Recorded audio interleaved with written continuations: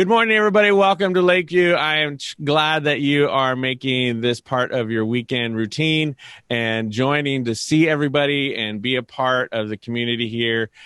Without further ado, I am so excited that our LMCs are going to be sharing the messages this month. And so this week, it'll be Catherine sharing from the Word, and she pre-recorded her message. And so I'm going to be playing that now.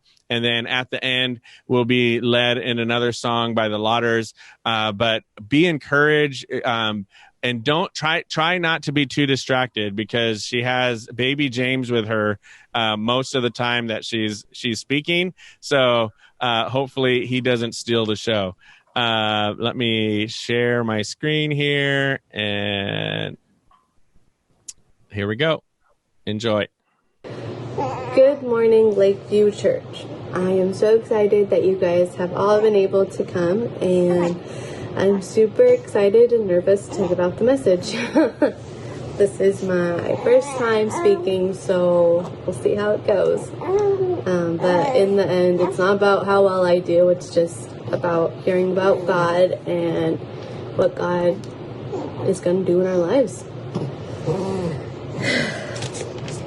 Wilderness. What does this mean to you? We've been talking about how God is with us all the time, in every season of our lives. But does it always feel this way? The wilderness is different than the valley, because time in the wilderness is usually a lot longer. It is barren, a dry place, and you feel very alone. You feel stuck. Life is hard, and what do I do now? How long is it going to be like this? You know, it's kind of funny. I was praying during the week, talking to God, asking Him to help me with this message. I was like, help me know what to say, help me relate to what I'm going to talk about. And He definitely delivered. In the shortest way to say this, I am tired. Life with a 2-month-old and almost 3-year-old is really hard. Right now, it seems like we're at the peak of the terrible twos. Something is always going wrong. Things are never perfect. I feel overwhelmed, and I'm just like, how long am I going to feel this tired? And God, can you hear me? Are you here? And where are you right now? Sorry. Maybe for you, being in the wilderness isn't life with crazy kids. Maybe it's COVID. Maybe it's the feeling of being home, nowhere to go, and you don't know when it's going to end. Maybe it's work. Maybe you don't like your job, and I don't know. It could just be a whole bunch of different things. Your deepest need becomes a gift when it drives you to depend on God. What does that mean? Well, we're going to go to 1 Kings 19, and we're going to be talking about Elijah and what's going on in his life right now in the Bible. So, right now it's talking about how King Ahab doesn't like Elijah at all. He's an evil king and doesn't like what Elijah has to say, and he's been trying to kill Elijah, has failed, and for years, he's been trying to kill Elijah, and it hasn't happened. And his wife, Jezebel, is getting pretty fed up. Is like, you're taking forever to kill this guy, just let me do it because you're taking too long, essentially is what's happening. So, it says, so starting at verse 1, chapter 19. When Ahab got home, he told Jezebel everything that Elijah had done, including the way he had killed all the prophets of Baal. So Jezebel sent this message to Elijah: "May the gods strike me and even kill me if by the time of tomorrow I have not killed you, just as you have killed them," like all the people he had killed. So basically, she just said, I'm going to kill you by tomorrow, so watch out. And what do you think Elijah was feeling at this moment? Well, Elijah was afraid and fled for his life. He was really scared because someone's trying to kill him. Fled for his life. And he went to Beersheba, a town in Judah, and he left his servant there. And then he went alone into the wilderness and traveled all day. So he ran away, had his servant stay at this other place because, I don't know, maybe Jezebel will think, oh, where his servant's at, he'll be, so I'll kill him there. I don't know.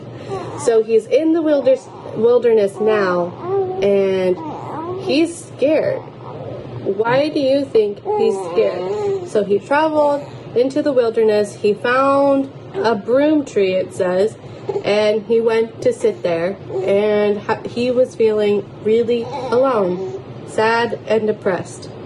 He said, Lord, I've had enough. Take my life. I am no better than my ancestors who have already died. So he's essentially saying, God, just kill me out here. I'm done. Okay. Have you ever felt like you're just done? When can you think of a time when you felt like you've had enough? Maybe it's not to the point where you're like, God, kill me, like Elijah was, but maybe it's something small. Like, for instance, I had just finished cleaning up dinner, cleaned up the house, the living room, everything was great, and I'm like, I'm gonna go lay down now. Well, I walked past Emma's room, and what is she doing? She had decided to get every single thing out of her dresser, and all of her toys were dumped out. Her room was just a mess. And I just stood there and I cried. I mean, it's probably pretty silly to cry about that. I mean, it's not going to take that long to clean it up.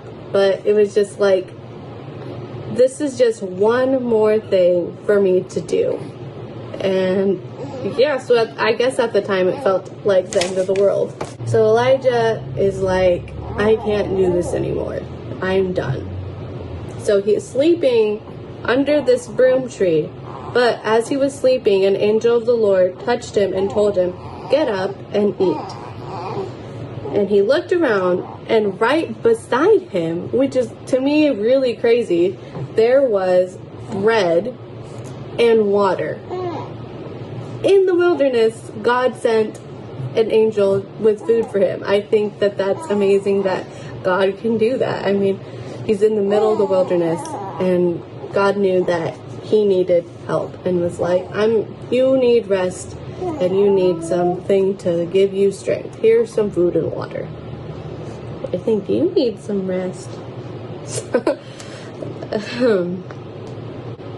After Elijah was done eating, he went to lay down again, and then the angel said, get up and eat some more. Get up and eat some more. The journey ahead will be too much for you. So he got up, ate and drank, and the food gave him enough strength to travel 40 days and nights to Mount Sinai, the mountain of God. And there he came to a cave, and he spent the night. Now that's a lot of traveling into the wilderness. He's running away from Jezebel because she's gonna kill him, and he's depressed, alone, sad, and he's just really tired. But he's doing what God is asking him, and he's like, God's saying, go to this mountain. So Elijah, he's probably just like, okay, I guess that's what you're telling me to do, fine. Okay, so he spent the night, but the Lord said to him, what are you doing, Elijah? And Elijah replied, I have zealously served the Lord God Almighty, but people of Israel have broken their covenant with you, tore down your altars, killed everyone, all your prophets, and I am the only one left, and now they are trying to kill me too. So he's probably like, God, why are you asking what I'm doing here? Like, life is crazy. Everyone is after me. You see what is happening. Like, why are you wondering why I'm so sad and alone right now? You should know because you see everything. So go out and stand before me on the mountaintops, the Lord told him. And Elijah stood there. The Lord passed by, and a mighty windstorm hit the mountains, and in such a way a terrible blast hit the rocks and were torn loose. But the Lord was not in the wind. After the wind, there was an earthquake, but the Lord was not in the earthquake. And after the earthquake there was a fire, but the Lord was not in the fire. So he's not in the wind, he's not in the earthquake, and he's not in the fire. And Elijah is standing here like, what is going on? Am I going to really die right now? Okay. Sorry, I'm getting kind of lost here for a second. But the Lord was not in the fire. So now Elijah's probably like, what is happening? Am I actually going to die right now? There's all these crazy things happening. The Lord was in a gentle whisper.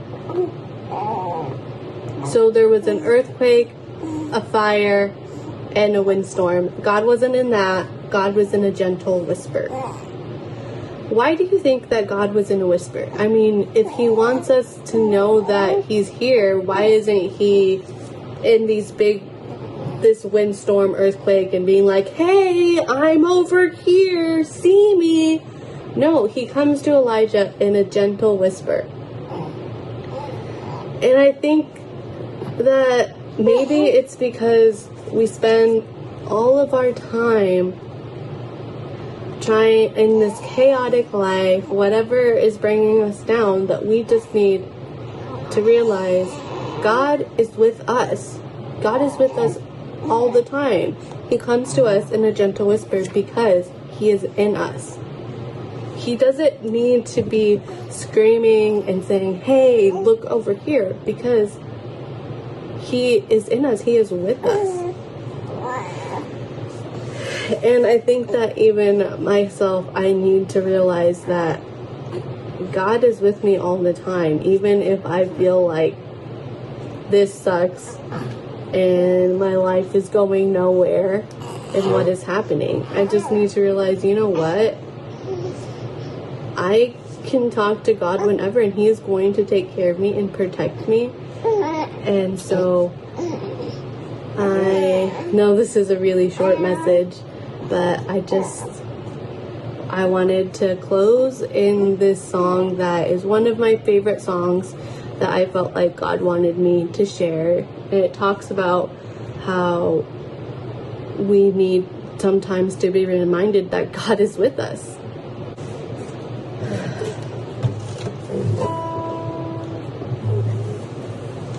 I wanted to share the song that I felt like God wanted me to sing today. Yeah.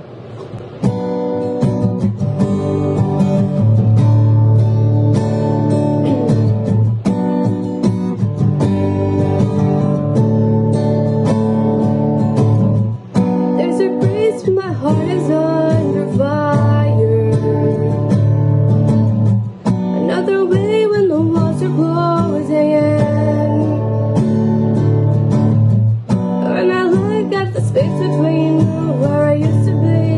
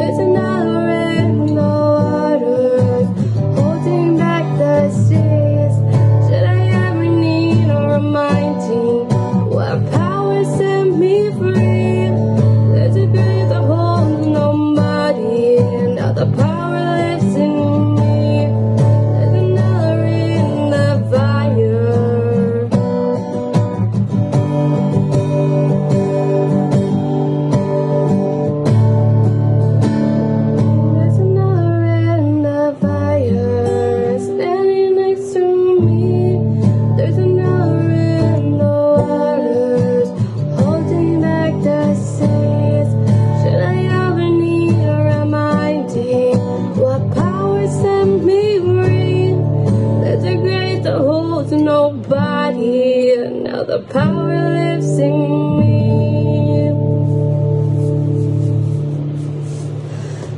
Dear God, thank you for giving us this time to be able to talk about you and hear your word. I pray that you will just remind us that you are with us, you are in us, and that even though things are hard right now and we feel like, when is this ever going to be done? You are with us even in those bad times. You are with us in the good, bad. Just help us remember you. Amen. Well, thanks for coming, and I hope that you were able to hear God speak to you through the message. I hope you guys have a great week and can't wait to see you guys next week. Bye.